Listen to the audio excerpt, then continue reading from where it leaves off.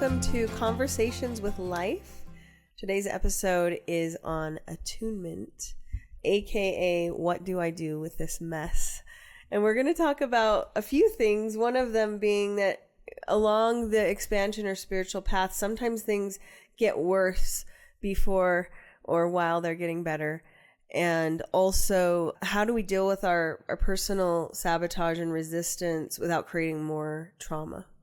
Yeah, first of all, to say that a spiritual awakening that isn't a mess isn't an awakening, right? I don't think you can go, whoop, hey, I woke up, I'm good, I'm awake. This is awesome. Ooh, look at me. I just popped out of my little cocoon and I'm happy, right? It doesn't really happen that way, in my experience, at least not authentic one. You can play that. I've seen a lot of people play that, like, oh, well, before I was just dastardly human and now I'm enlightened, so y'all pay respect and look how cool I am. The mess is part of this game. It's going to happen and it should happen, and let's do it. Let's be with it. And that's what this episode really is about. Yeah, so part of the consciousness game is you're encountering parts of yourself that you've been hiding from. You've been projecting, you've been masking. And it's quite an encounter to see some of those things.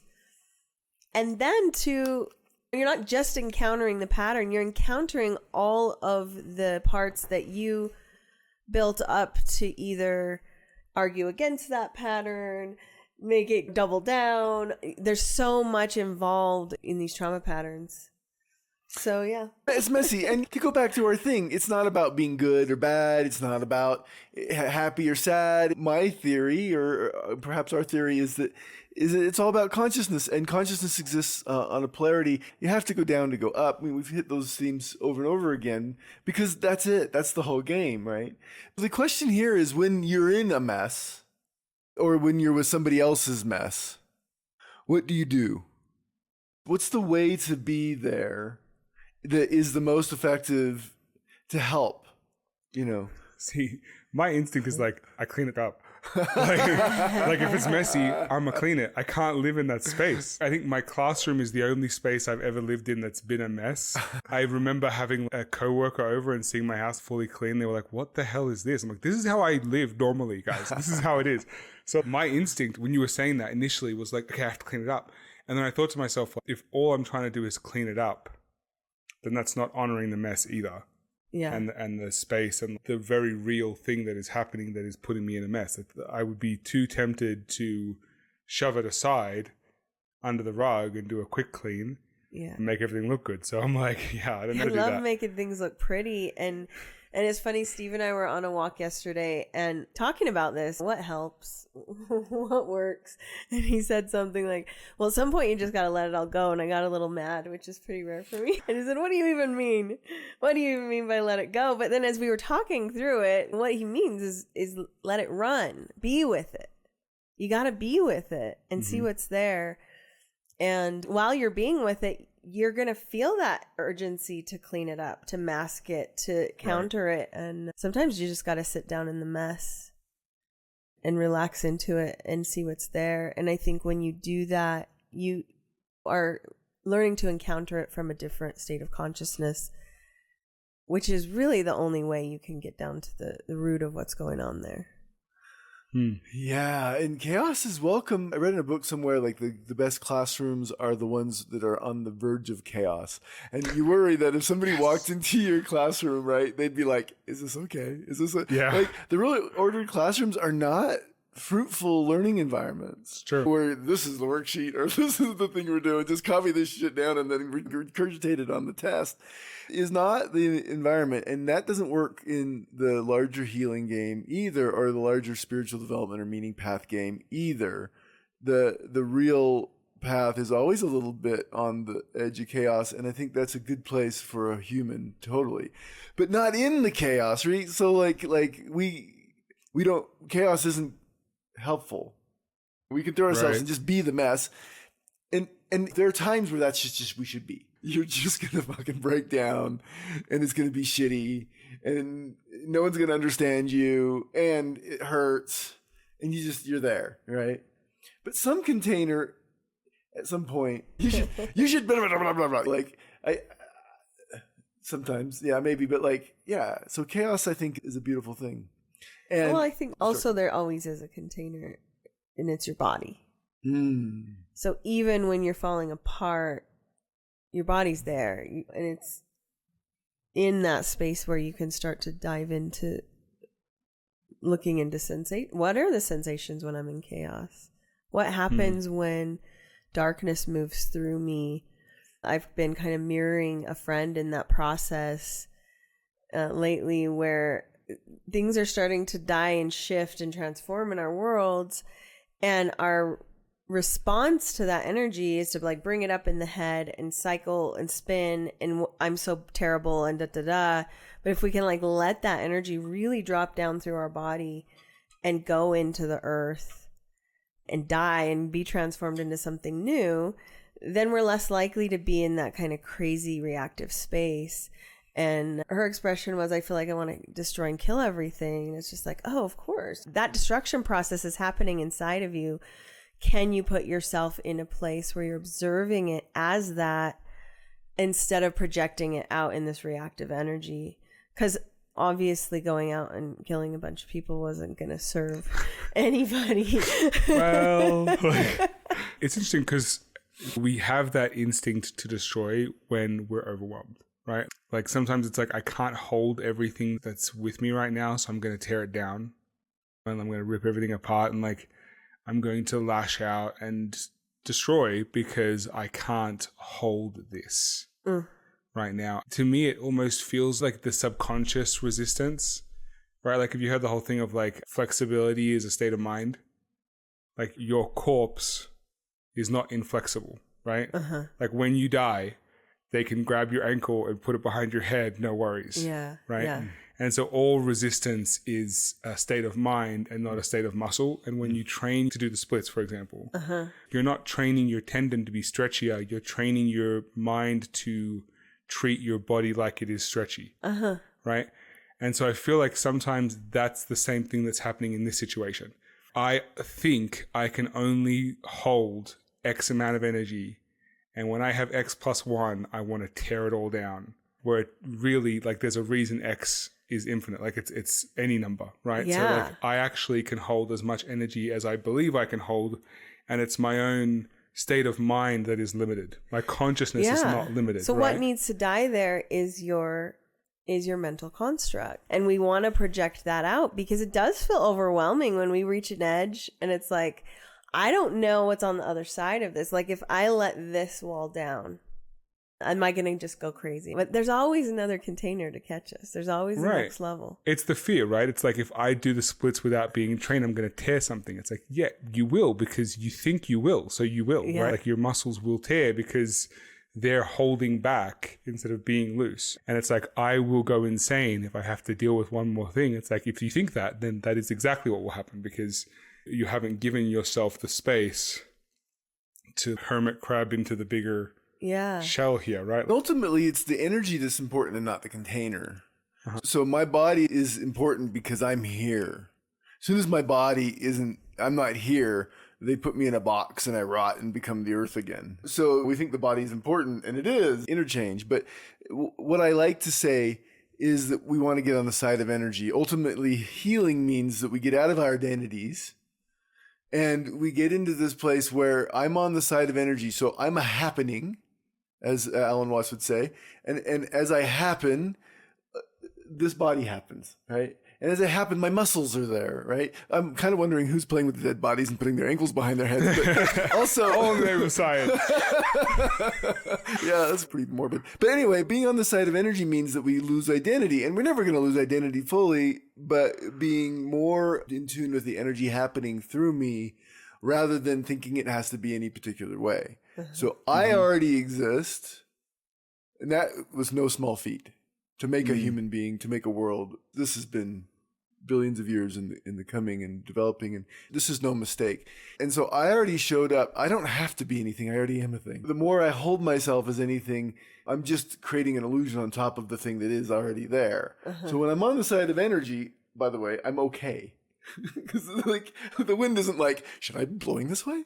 This is Yeah. wrong. The sun is coming up going, I'm the sun. Like it's doing this thing. Animals aren't sitting there having an existential crisis. that stuff's just happening, but we get the glorious view of being able to see it all, which then creates the identity problems and the resistance in our muscles. Yeah, the way that we can resist. I hold myself so still. I'm a freaking brick. I hold my body is like, Yeah. you know. My body does not bend in any way that it has not previously bent numerous times. Right. Well, I did it. So my ex is a chiropractor, and she had me do this exercise where you're retraining the idea of where you can move to, right? Like when I was doing CrossFit, doing a lot of squats and so forth, I topple over because my muscles are so tight, right? So we were doing this exercise where I'd stand on a towel, and that would create like the new place I could move to, because my body would move to the same place, you see, even with my toes up. If I forget that my toes are up. Like you reconfigure your balance. Yeah, so in my mind, I can move to a certain place, right?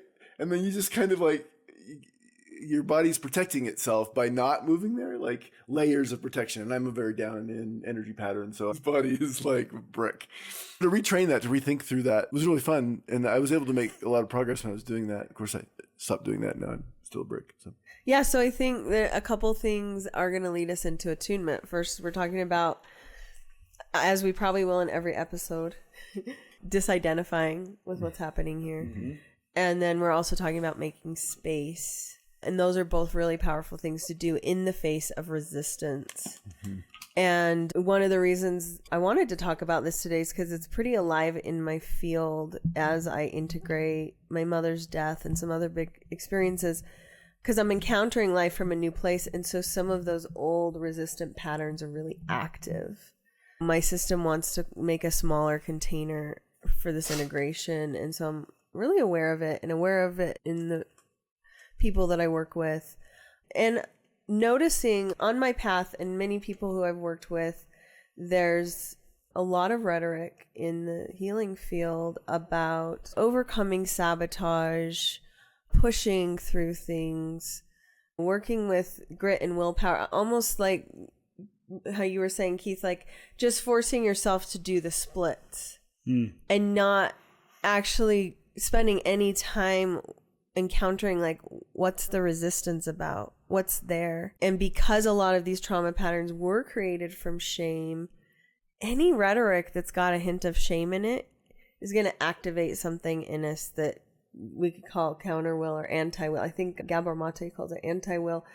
And it's a pattern that develops in early childhood that I think largely is necessary to flee the nest ultimately. But when we are met with shame rhetoric as a child in our growing process, that anti-will gets strengthened.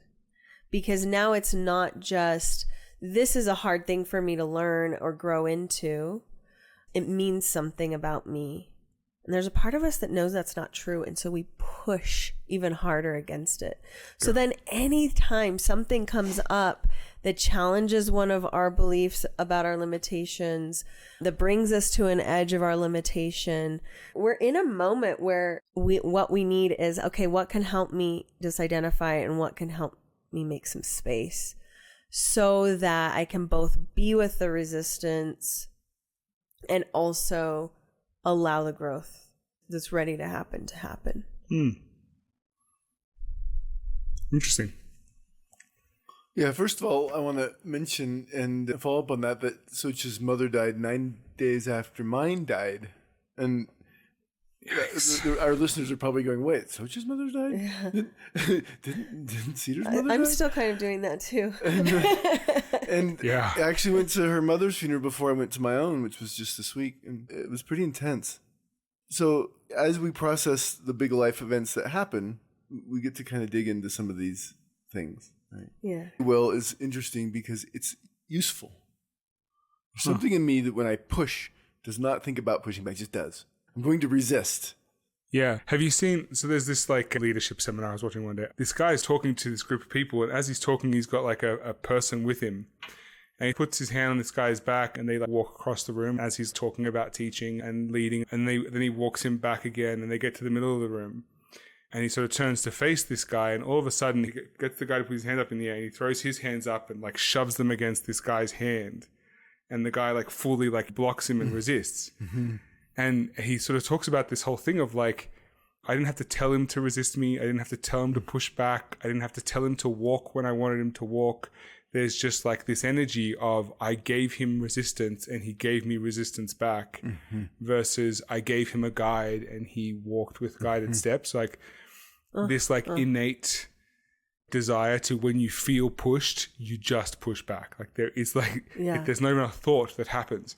And so often, like for me, when I was going through all like the deconstruction, I was like, okay, I'm gonna be the exception. I'm gonna be the ex-Mormon who doesn't hate Mormons. And like, I think to a large degree, I've done that. I've been okay. But also, I'm like, no, the missionaries are not coming into our house. Like, I still have some negativity. And I realized that the negativity kept getting reinforced when I was like, how do I explain this correctly? If it was just like live and let live, like if I didn't have to deal with anybody while I was going through that process, I was fine. But the second I was like, I actually am not really interested in this message, and had someone push back and like, no, I'm going to give you this message. That's when like immediately I was like, man, fuck you. I like, And so then the resistance met resistance. Whereas when I would be like, hey, I'm actually leaving the church, and they'd be like, oh, that's cool. Okay, no worries. I felt like that was the guided steps. And so like it happens all in life when I'm being coached or when I'm coaching somebody else. Like I'm coaching someone and I'll be like, oh, you need more discipline in your classroom. I know full well they don't need more discipline in their classroom, but what I want is for them to feel more grounded in their classroom management style. And so when they push back and explain why they don't need more discipline in their classroom, they get a sense of truth and a sense of themselves. And so sometimes I feel like we can use that subconscious resistance as a way to help someone reinforce their beliefs or their authentic self, or even find the thing that's true. Because when you resist an untruth, you kind of learn a truth, right? Anyway, so it's kind of a fascinating... One of the examples that I learned this with, even before I knew the rhetoric of attunement and trauma and all of this stuff, it was something that I just kind of sensed, was with my husband's pattern of being late. That this was from his childhood. Everybody in his family always talked about it. Of course, he was late for our wedding. And it's frustrating to be in partnership with somebody that's late all the time. I would go all out ahead of him and get everything possibly ready. Everything except for like the stuff I literally couldn't get ready because it was his stuff. And we would all be like in the car and he's like, oh, I just gotta go like fix the sprinkler system or something completely ridiculous. It was so ridiculous that I was like, there's something else going on here. Like he's not just like trying to be defiant. And being on time, especially in those situations, it wasn't even like a personal thing for me. This is like our whole family, like it's going to be better if we're there on time. So like from this really logical place, I was like, hey, something else is going on here. One of the things I noticed is the more pressure I put on him, the worse it got. So I had to learn to back way, way off energetically and just be like, okay, I'm going to do what I can on my end. And then I just get to sit and let him be in that process so that he has the space to find, oh, it actually is helpful for me from an honest place. It's helpful for me to be on time. So that there's not anything in my field for him to push against. Right. And that's part of what we do with attunement is we're making a space of allowance for behaviors that sometimes are really, really hard to be with. And on our way here, we were talking about like the difference between being a friend or a partner or a parent or a coach or healer. And the coach or healer has more space to do that because they're not in your day-to-day life. Like those patterns aren't personally affecting me. So I have a way bigger capacity to be in an attunement field with somebody in their resistant pattern. But like making space where there's no shame and no pressure gives that person the safety that they need to be like, oh, I actually want this for myself. That healer space creates a container to hold the person's anti-will, but also that person doesn't know them at the depths a friend or a parent does, right? So there's this seeing of a person that really is part of the attunement. So I think in a way, yeah, it does create that space because maybe there was money, energy exchanged, or there was some respect for that person. That's why you went to go work with them or something. But I think in the case of a friend or a lover, we're there with them in a way that that other person can't be, right? And so it both messes it up and makes a certain kind of attunement possible. So it's almost like there's these couple types of attunement. There's this feminine with it and masculine containing with it, right? Almost in the feminine. So give me an example of each of those. Well, if I'm just in the sauce with somebody, like really in friendship, in love, in relationship, soul experience, like a child, then I have a connection to them that has a quality to it. And that's, to me, feels like the feminine. It's the home. It's being in the field of love, right? Of seeing. And there's a certain type of attunement just from that. I mean, you have more empathy and you have more understanding, but you have your skin in the game. So, like, if they screw up, it affects you. Right. So it can become an identity thing. The thing that a lot of that drives anti-well is that I identified with somebody overly much. So, like, that was my child, and that child needs to do right? Yeah. Or it affects me, and the child's like, wait, I'm not you. Or, or the friend's like, wait, I'm not you. I'm not going to do what you do. So, but on the other side, there's the masculine where it says, say, I'm a psychologist and I have an office, and someone comes to my office, and somebody can just say whatever they want to me because it doesn't mean anything to that psychologist. Right. In that way, they're not in the sauce with me, and that creates that kind of room for masculine containment. I can meet it with understanding and even with ideas or concepts or possibilities. I can show up in a certain way and hold the container. And as a friend, I can hold the container. And both are really super valuable. And if I can do both at the same time or attempt to, then... Yeah, I mean, it's really interesting what you're talking about because, like, I'm in the middle of this coaching program thing and learning all this stuff. And we're reading like 4 or 5 different authors on how to coach in the field of education specifically. And without fail, the beginning step is abandon all preconceptions, all knowledge, keep it somewhere separate for later. But for the first... and they vary on time, like 6 weeks or 3 days, whatever. Just spend time building a relationship and a friendship with that person. That's it. And I remember distinctly, and I use this example in coaching all the time, I coached someone who was really not anti-coaching, but more was, what do you have to offer me? Like, you're this young kid who's barely been doing this as long as I've been doing it, not even close. Someone who'd been teaching for a long time. And I realized any advice just was not being received, right? Any coaching was not being received. And so for the first semester of our coaching, we would just go and get coffee or a swig or like just leave the building. I'm like, you need to vacate these premises and we just need to like chill and shoot the shit as friends. And it took a semester. So it took 14 weeks of us doing that every other week, at least once every 2 weeks. And then the next semester, it was like this huge shift had happened where now she trusted me enough because we had the friendship, but I wasn't so ingrained. I had still been her coach from the beginning. So I could still be the masculine container and the feminine along with. And that's when coaching becomes effective because coaching is different from, like, I'd say even healing or psychology, where like your coach is in the team photo. You know what I mean? Like your coach is part of the team. They're basically a part of the team. They're an extension of the team.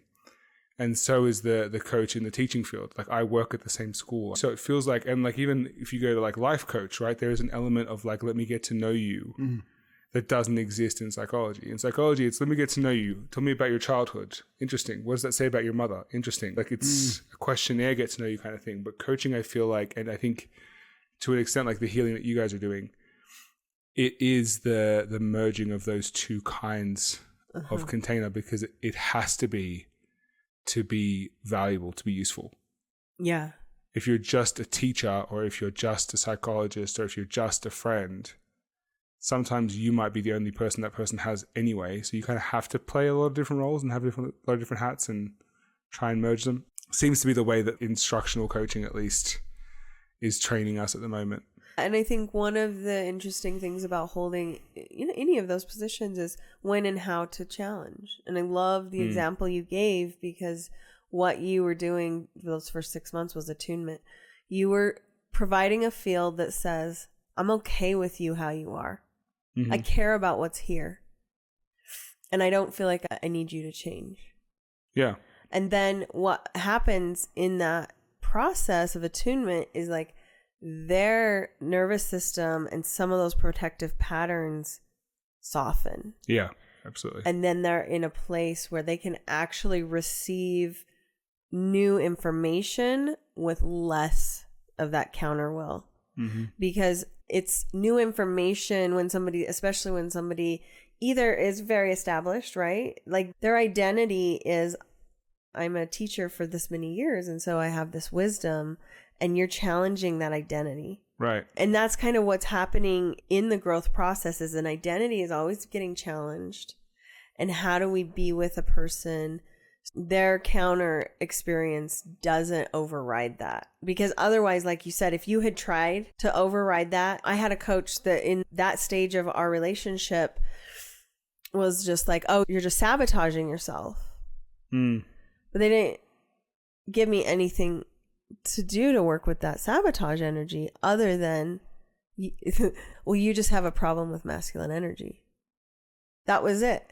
What a nice Well, little guess easy... who never ever wanted to listen to anything that coach said again. Right, exactly, you know? yeah. And feeling into these outer experiences of coach and client, etc. And then how is that going on inside of me? Yeah, and I think it also depends on how that relationship is established too, right? Like in the situation of an instructional coach, I'm assigned to someone usually, right? There's not like a, hey, I need a coach, I'm going to go find one, which is how it really organically should happen. When that happens and you're assigned, you immediately meet the resistance no matter what, right? If someone goes out and finds a therapist or a life coach, they are already in a state of openness. They have gone to seek the counsel and advice, and so there's less of that counter will too. And so then the way that the relationship is established or even comes to be, like the reason for that relationship, can have a huge like impact on the way the relationship needs to be formed. Whether it's like you need to spend more time attuning and sort of help them, convince them that they need at least some guidance, or at least that you have something to offer them that isn't a threat, right, to their identity. Yeah. Or they're already there seeking you, so they already know that. And in fact, one of the problems is that we have made an art out of faking it. Like most business, how to win friends and influence people. I've read that book. And this is the kind of thing, who's big on, I think it was Charles Manson.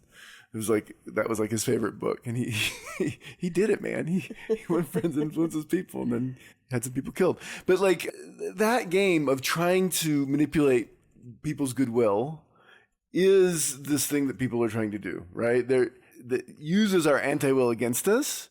And that takes our shame and uses it as a tool to get us to buy shit and to do things that aren't in our interest. And so that is there. And if you think that's not present in the spiritual world, especially neo-spirituality and also in religion, or especially in both.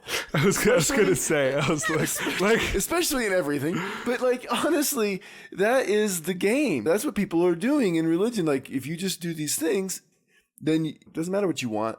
You do our things, and that's better. Or in neo-spirituality, I had this big experience, and because I had a big experience, you should have a big experiences there too. And if you pay me $39.99 a month, well, in the neo-spirituality, it's true. And neo-spirituality is really heady because it's just that person. Their individual experience becomes, it's not like a group experience anymore. It's like my thing became the thing. So people are running over each other all the time in this world, and when it's done well, you'll find this magic of attunement. It's interesting to take the example of a child. I have a child or two that has some anti-will going. Anti-will becomes a challenge when it gets substitute for our real will, for whatever that is. See the episode on will. When it gets substituted for our drive, right? Our drive gets more anti-will than it is us. Our energy just expressing, being what it is. We substitute anti-will. And if we don't have a lot of access to our energy and just being who we are, then anti-will is a really helpful and easy substitute. Right. I don't have to know what I think. Yeah. I just have to know that I don't think what you think. I just have to say, you. fuck off, right? Exactly. That's all I have to know is that thing. But there's part of me that just hates everything and everybody and just wants to tell them to fuck off all the time. It comes out when I drive, right? How dare you whatever. Like you I'm just the worst existed, driver ever. I but hate to drive with you're me. wrong. Right? Like in most of my life, I'm not that way, but driving, man, my anti-will drives around, I think. And it's true. And it's hilarious. So it's interesting to work with a child who has that kind of will because mine anyway, see me coming. If I have a little bit of manipulation in my niceness. You have an agenda, they spot it. They spot it. They're away. just feeling it. They know that that's not coming through real. On the other hand, there are some children who I noticed in classroom learn to be pleasers and they've learned to exist in this world. So if you come out with them with authenticity, they're like, wait, what's going on here? I don't trust this.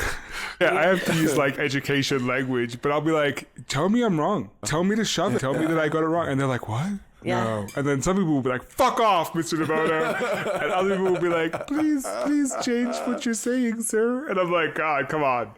But like that critical thinking, the ability to assess, okay, what is my will and what is my subconscious resistance, right? Well, what is truly what I believe versus just, I don't like you or I don't like your energy or I don't like what you're saying. And so I'm just going to push against that is a skill that is really hard to identify that you're not doing it. You know what I mean? Like COVID's a great example. I don't care what side you land on with COVID, right? But if you got there just off of Facebook, you're an idiot. Like, I don't give a fuck if you're like full anti-mask, anti-vax, but you've done some like scientific research and study. I'm like, fucking good on you, man. I disagree wholeheartedly, but good job for researching. If you're like, my aunt sent me a thing on Facebook by like the who.com, I'm like, bro, like, no, like, you're a dumbass, right? But like, we get fooled so easily now because of the call it the charlatan or call it the monetized, what we're just talking about, where we're like, we're faking it for the benefit or for the capitalist gain or whatever it is, right? There's so much of that around now that it's really easy to get fooled into thinking that I'm thinking critically. Yeah. And it's just I'm like, okay, how do you get the message out there? Because it's a hard message to hear that you're not thinking critically right now, right? Like even listening to us right now, like let me take some liberty here and be like, tell us to fuck off if you don't like what we're saying, right? Like challenge what you're hearing. I hope you do, right? I hope listeners out there are like, yeah, I liked that piece, but I hated that piece. Cool. Right? Because if we become the ones who are tricking you into thinking that at least these two guys are all knowing, then that's going to be problematic by itself. But how do we do that? How do we encourage that challenge, I guess, right?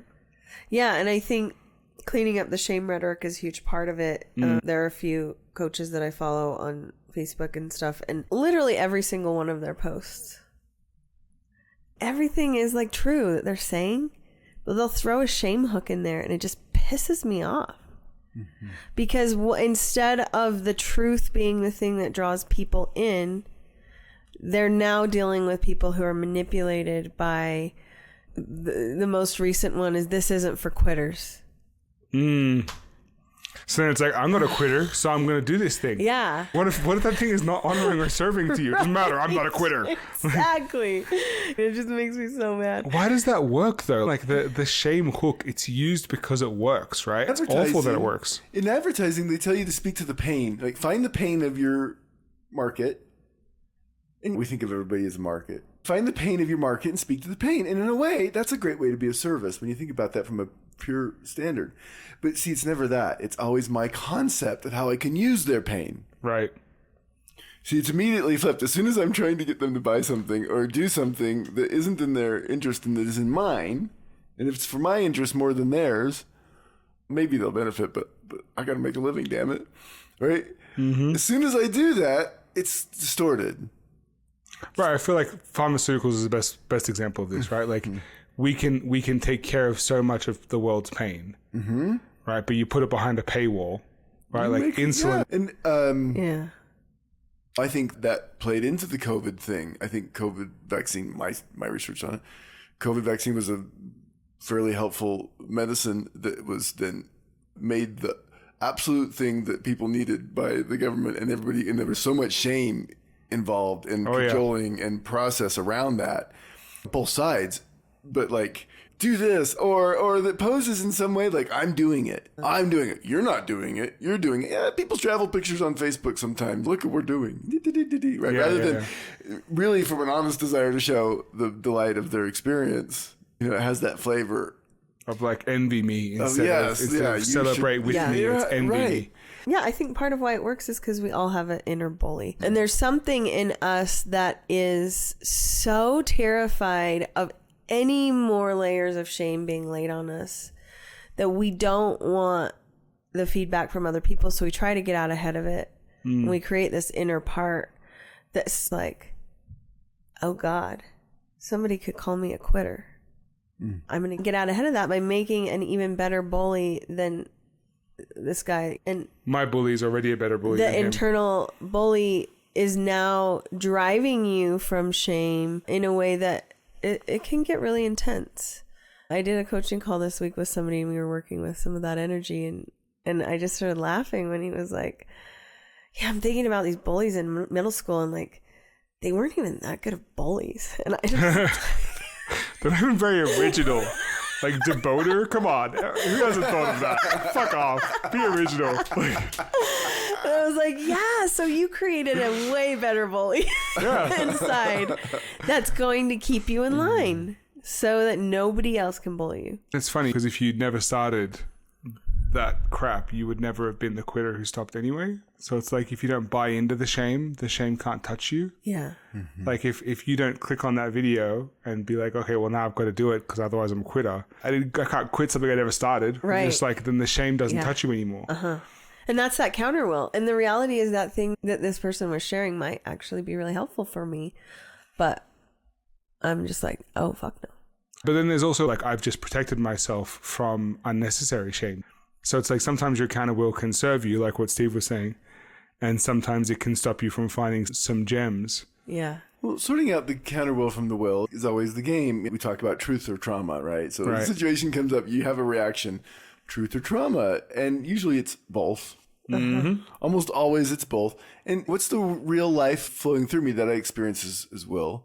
And what is the stuff that I built up to try to make that okay in an authentic way in that counter will shame pattern? And it is not an easy seeing. And so I guess my question is right now, how do you do it? How do you tell truth from trauma? I have a great example. Yeah. So when we got here, I was a little dissociated and Keith noticed. He's like, so did you need something? I was like, wait, you need some water? And what I was really saying was like, your energy's a little bit weird. What's going on? And the thing with me is I have a lot of counter will to anything that is scheduled, any scheduled commitment. Yeah. So I have to encounter that no matter, every single time I've come for podcast day, I've felt like all of this resistance come up and I've gotten to the point where I can just like be with the energy of it. It's like, there's all this resistance and I know it's going to be great once I get there. And it always is. Well, because of the state that I'm in with all of this processing of death and integration and all of this, my patterns are like really loud right now. And so when I got here, it was just like, I'm like, there was a part of me that was just dissociated. Like, I don't want to be here. I don't want to do this. But largely, like, to me, that's trauma. And I'm observing that. And so when you see it as trauma, then what do you do? Because I think a lot of times when we see that we're acting from a place of trauma, we will use words like, I'm being an idiot. We'll start putting shame on the part of us that's in resistance. And there is another way to be with that. And so I could sit here and be like, I'm going to totally fuck up today because I'm dissociated and I'm in so much resistance and whatever. And I need to pull my shit together and get out of this. It's just like, oh no, like this is just where I am today. Yeah. And there's always wisdom in our trauma. There's always wisdom in our resistance, even if it's from trauma. And to be able to turn and face it and kind of quiet down that bully energy inside of us and say, hi, I see you. I don't need you to change right now. Like, let's deal with what's right here. And then we'll deal with, also that we probably need to do. That is largely going to benefit us. Yeah. When you meet a pattern like that in somebody else, right? I let people without force, let them find their own edge.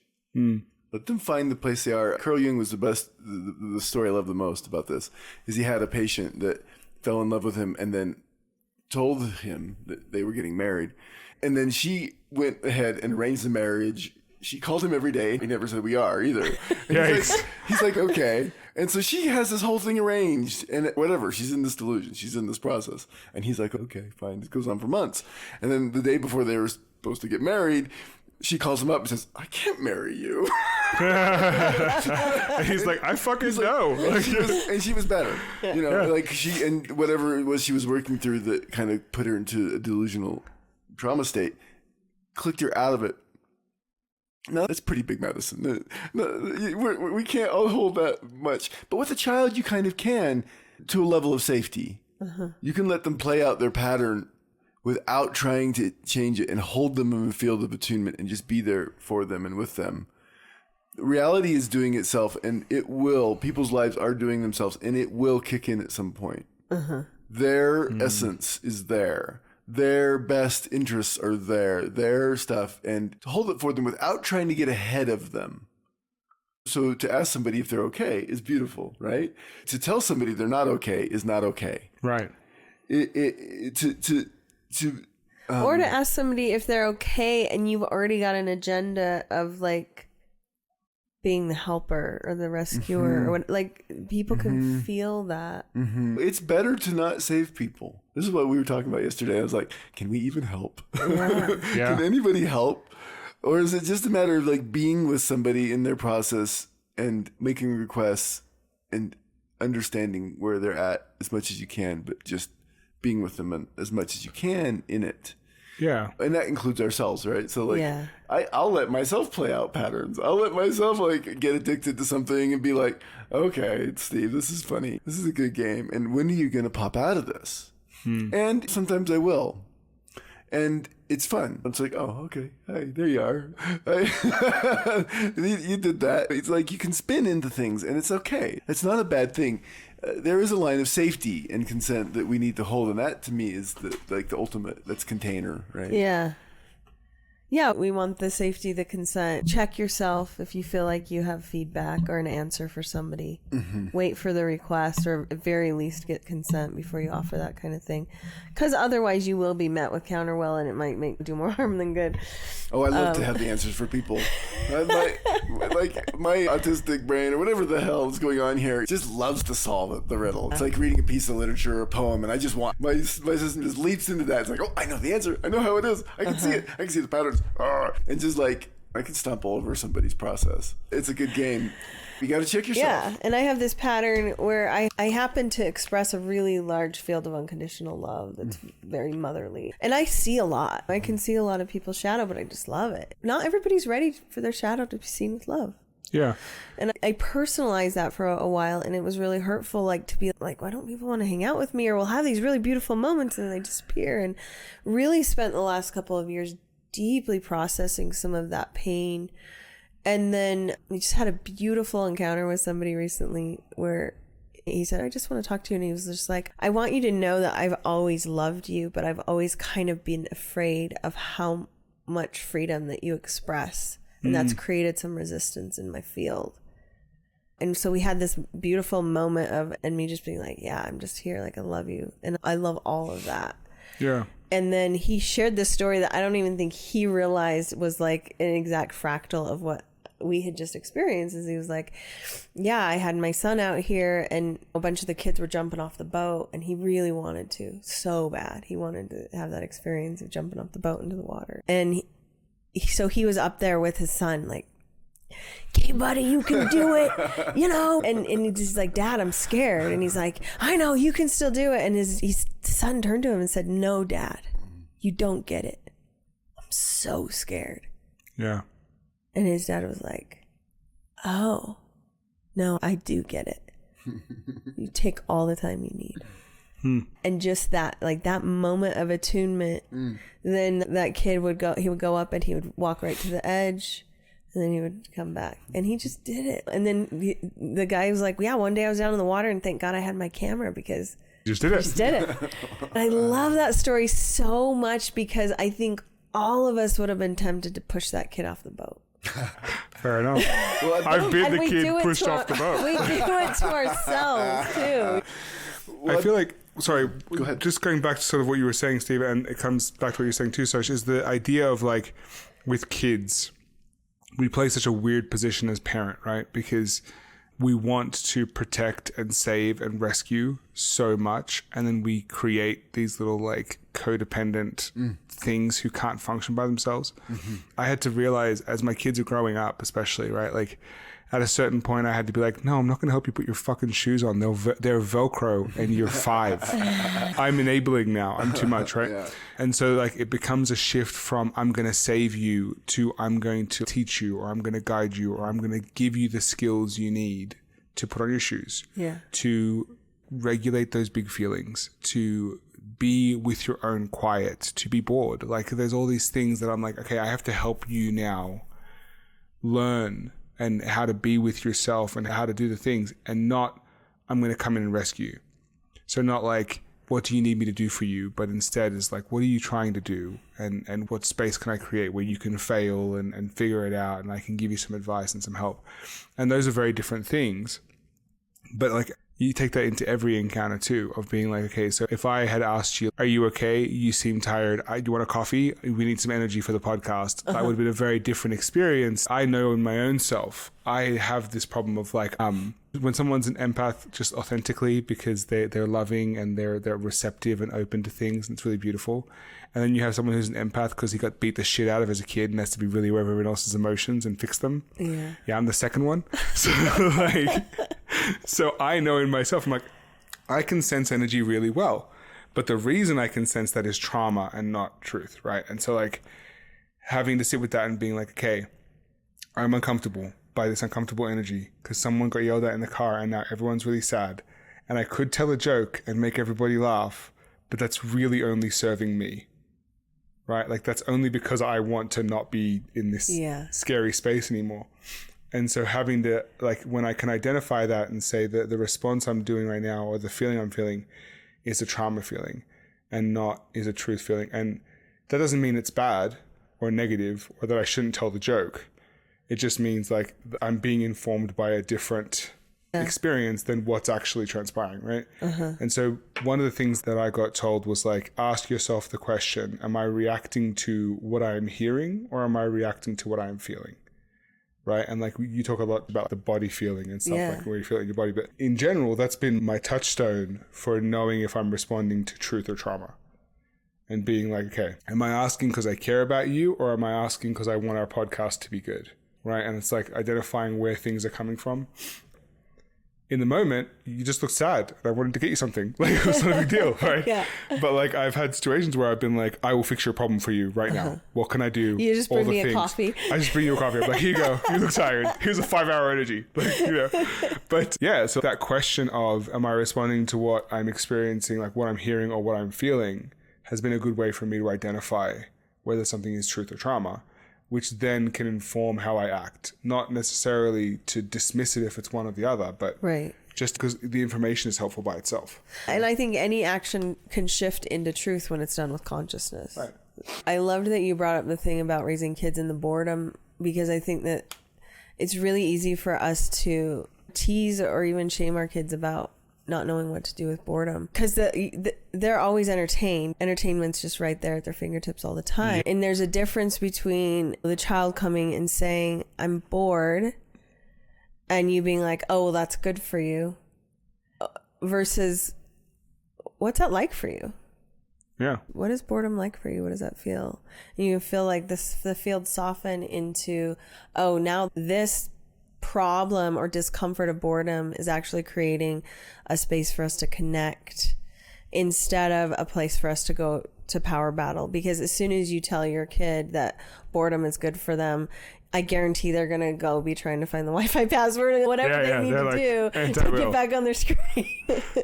And this, what you mentioned, the hearing versus feeling, this to me is the objective versus the subjective truth. Right.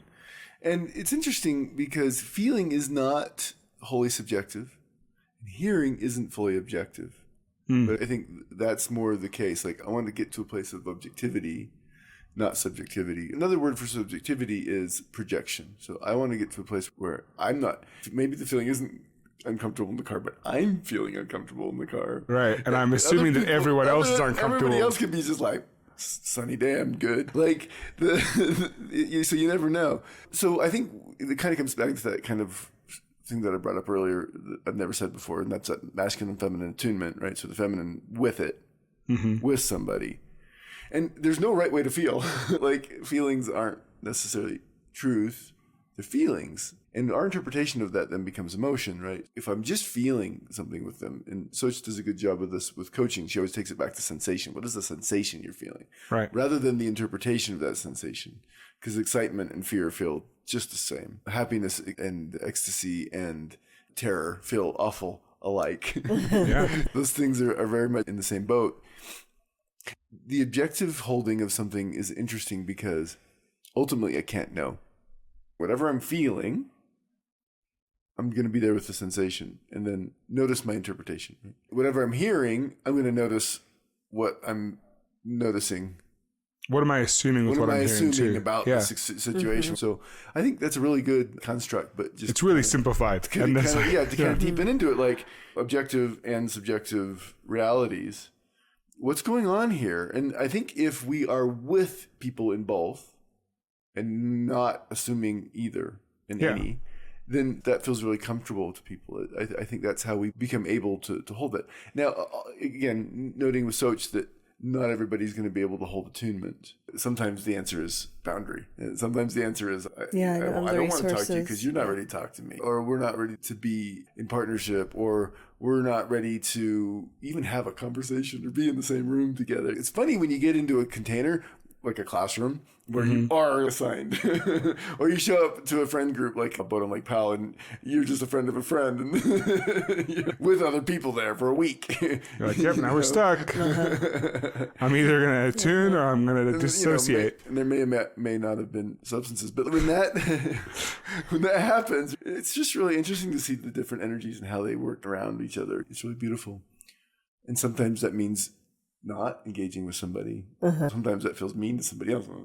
I think attunement often does mean that you're providing that little bit of resource they need to cross over the line. And sometimes we just don't have it. And so always managing your own resources as lovingly as possible. And that comes with a lot of shame too. Like, I've been noticing, we just had a family trip for a week to Oregon with 8 of us. The first family road trip.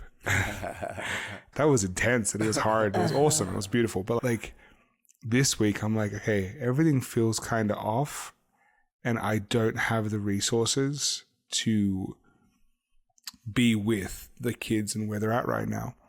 And that just comes with so much shame, right? Like, me as a dad, and the dad masculine culture is always your success comes from the happiness of those around you and sacrifice until they're happy. And so I'm like, what do I sacrifice when I'm out of resources? And then that's when shame comes in, because then I try and sacrifice the resources I need to live and I try and overdo it. The shame of it then causes so much worse. It becomes resentment. Sacrifice, where you're sacrificing resources beyond what you need to survive. It just builds resentment.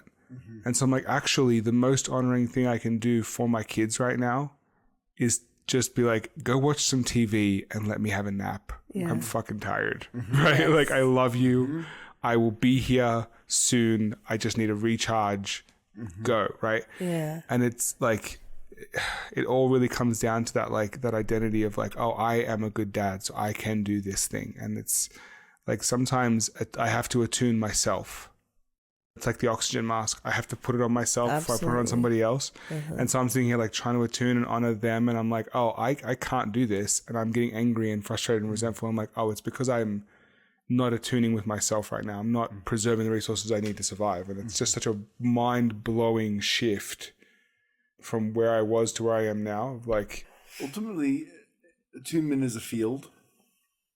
So when we talk about energy, we talk about fields. And what are we tuning to? This is an interesting word. It's a musical word.